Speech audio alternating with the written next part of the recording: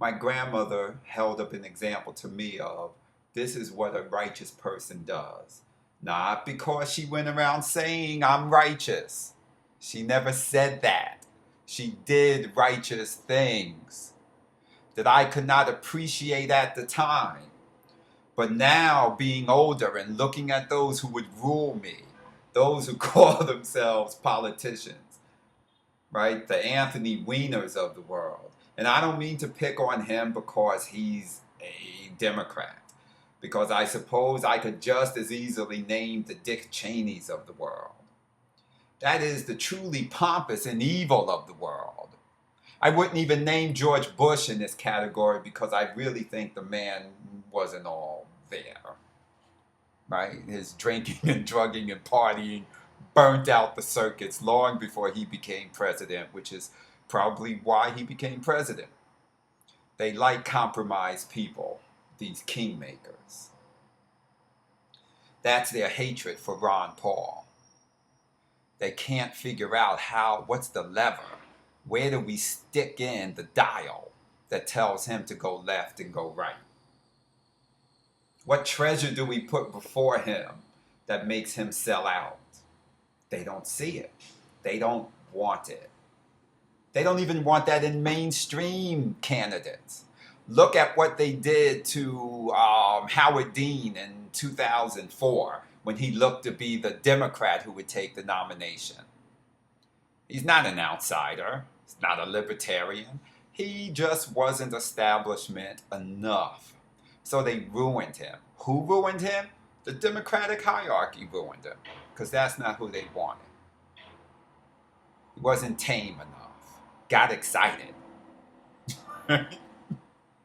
Look at McCain in 2000 running against Bush. The insiders wanted Bush, so they invented all kinds of stories about McCain.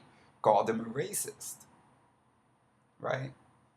Called him a racist while saying that he had fathered a black baby because he had adopted a black child who I believe is Indian. But in any case, it was enough. Black child around him, it was enough. They don't need the truth. Because too many of you will listen. Too many, maybe not of you, hopefully not of you any longer. Too many people will listen to these buffoons who tell you one day that this person's fine and the next day tell you they're without principles and the day after say once again they're fine.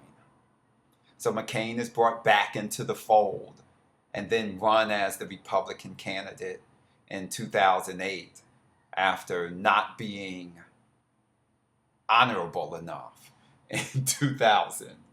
Howard Dean is made head of the Democratic National Committee after being said not to be stable enough to be president because he got excited. Go find that speech he gave on YouTube, which was nothing more than a man giving an impassioned speech, and see what the media made of that. This controlled media, this damnable media that would now have us reject the only man that I've seen in my lifetime worth following, who I don't know. I follow people I know because I know them. I can vouch for them. I can say, I know this person.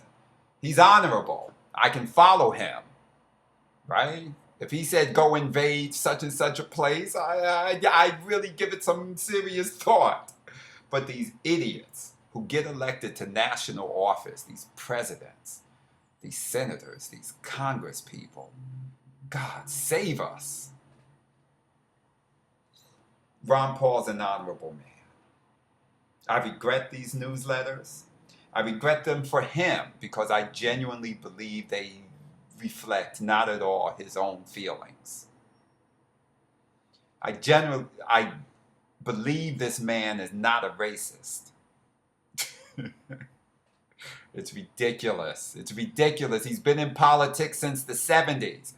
Show me where he has said something that can be taken as a racist comment. Where is it? The man never slipped up. He was never running for Congress. The 12 times he's been elected from the 1970s, he took some years off and went back. And you mean this racist never slipped up? Never. Never. He's such a controlled racist that you can't find the comment out of the man's mouth. He demonstrates his racist by railing against the injustices against blacks in the criminal justice system.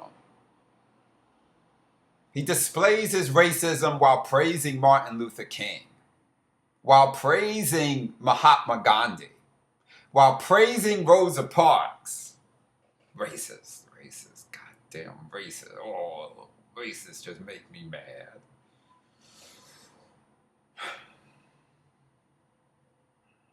Vote Ron Paul. Especially black people, vote Ron Paul. We have been sold this lie that the federal government will take care of us, is taking care of us. That without the federal government, we still have signs up that say Negro and colored. Learn history. Read. Those signs went away because the majority, not all, but the majority of white Americans said, we were wrong. This is hypocritical. This is hypocrisy. You can't talk about freedom and democracy and keep black people within this country, these Negroes. We can't keep them down as second-class citizens. They're not going to date my daughter. But that's not what's required to not be a racist. I don't have to be invited over to dinner. I don't have to go to school with white people. Right? All I need to do is be respected and not have the government apply laws to me unequally. That does not mean passing laws in my favor. That just means treating me equally.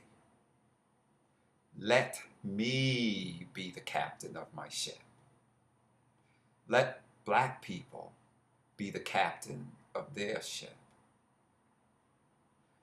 This is what Ron Paul holds out.